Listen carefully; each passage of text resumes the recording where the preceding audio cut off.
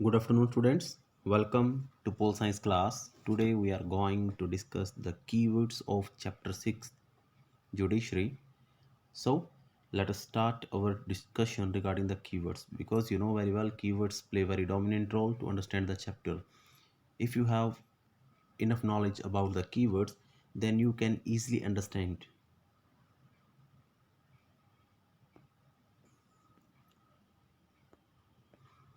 Your first keyword is judiciary, न्यायपालिका. Judiciary means क्या होता है? An organ of government which settles dispute through interpretation of law. सरकार का वह अंग होती है न्यायपालिका जो क्या करती है, जो कोई भी जब डिस्प्यूट होता है किसके बीच में, सेंटर स्टेट के बीच में, वन टू और मोर देन टू स्टेट्स के बीच में, पर्सन और गवर्नमेंट के बीच में, तो न्यायपालिका क्या करती है, सुप्रीम कोर्ट हाई कोर्ट क्या करता है, इंटरप्रिटेशन करता है, व्याख्या करता है कानून की, and give the right decision in the form of justice. Okay. Next keyword is judicial precedent. It means past judicial decisions which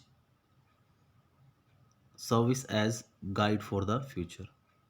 mean जो भी पहले डिसीजन लिए जा चुके हैं, you can say review, judicial review mean जो decision पहले supreme court के द्वारा लिए गए हैं उसके रिगार्ड उससे रेलेवेंट अगर कोई न्यू केस आ जाता है, सो वही डिसीजन क्या करेगा,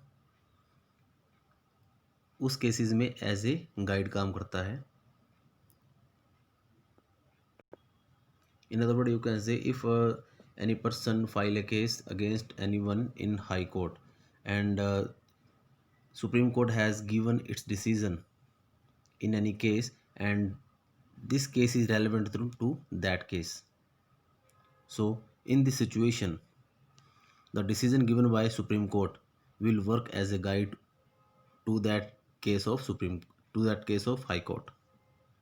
Third keyword है PIL, means public interest litigation, filed by a person by writing a letter of complaint against injustice. जब भी किसी व्यक्ति के साथ अन्याय होता है तो लोग क्या करते हैं, उसकी तरफ से कोई रिटर्न में एक लेटर डाल दिया जाता है, कंप्लेंट लेटर, जिसको हम क्या बोलते हैं, PIL बोला जाता है. And fourth keyword is rule of law, कानून का शासन. इसमें क्या होता है, both rulers and ruled means administration और public are subject to the same law. दोनों के लिए कानून बराबर होता है. Both have equal value of law and the government doesn't rule in any arbitrary manner. किसी डिक्टेटर या तानाशाह के रूप में सरकार काम या शासन नहीं चला सकती. जो होता है rule of law means everybody is equal in front of law, whether he is a simple person, whether he is a serviceman, both have to follow the same rule regulation of the country. Next keyword is ultra virus, means to declare a law unconstitutional. If Supreme Court interpret any law, then if you find executive pass wrong decision, then Supreme Court has power to declare that law null and void. अगर executive कोई ऐसा कानून पास करती है जो संविधान के विरुद्ध है तो सुप्रीम कोर्ट के पास अधिकार है, वो उसको नल एंड वॉइड साबित कर सकती है, घोषित कर सकती है, इसको प्रभाव में यूज़ नहीं किया जा सकता. नेक्स्ट है jurisdiction, means power of body. Next keyword is original jurisdiction. In this cases which can originate directly in the apex court means supreme court. मतलब इसमें क्या होता है, जो केसेस डायरेक्टली सुप्रीम कोर्ट में ओरिजिनेट किए जा सकते हैं उसको बोलते हैं ओरिजिनल जुरिस्डिक्शन. मीन्स वास्तविक क्षेत्राधिकार, विशेष क्षेत्राधिकार। नेक्स्ट है appellate. So original jurisdiction means क्या होता है, मीन्स इन द बिगिनिंग, प्रारंभिक क्षेत्राधिकार। और जुरिस्डिक्शन मीन्स क्या होता है, authority to interpret. And next keyword आपका अपैलेट मीन्स अपीलिया, अपील करना।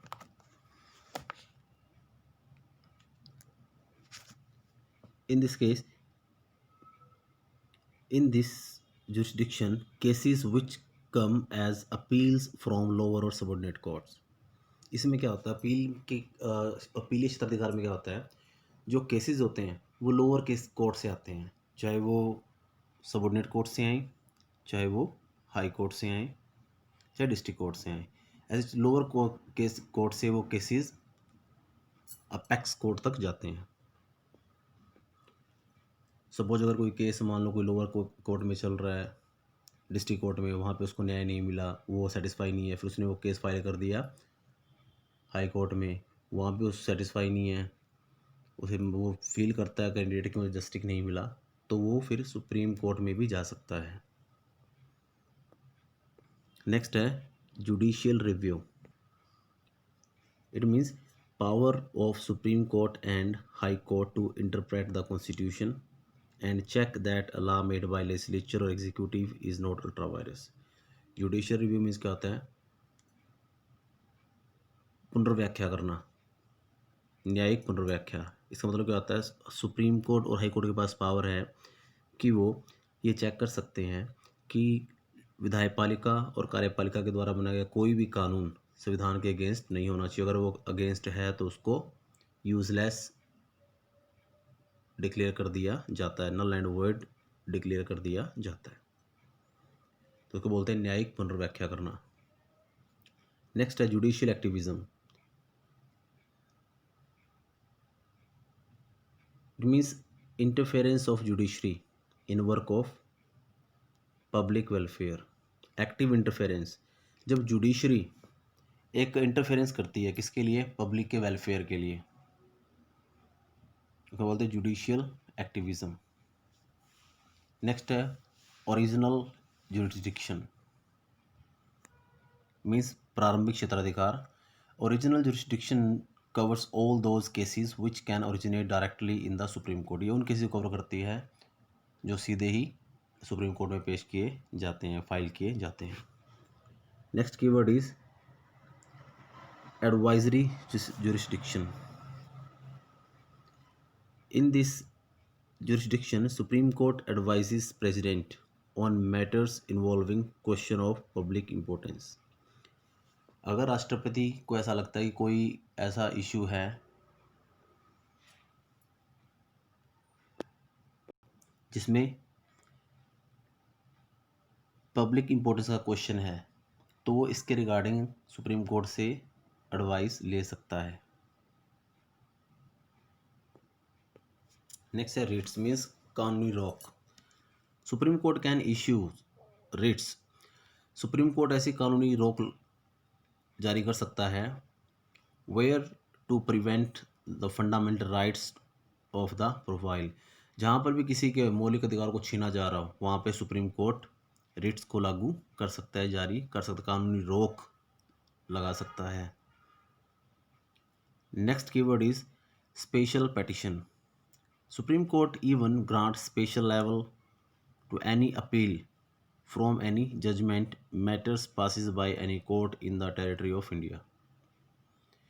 किसी भी कोर्ट के अंदर कोई भी कहीं पे कोई केस फाइल हुआ हो, सुप्रीम कोर्ट के पास पावर है कि वो डायरेक्ट उस केस को सुप्रीम कोर्ट में ट्रांसफ़र करा सकता है, या किसी व्यक्ति को पर्सन को अथॉरिटी दे सकता है कि वो डायरेक्ट अपील कर सकता है, उसको बोलते हैं स्पेशल पटिशन।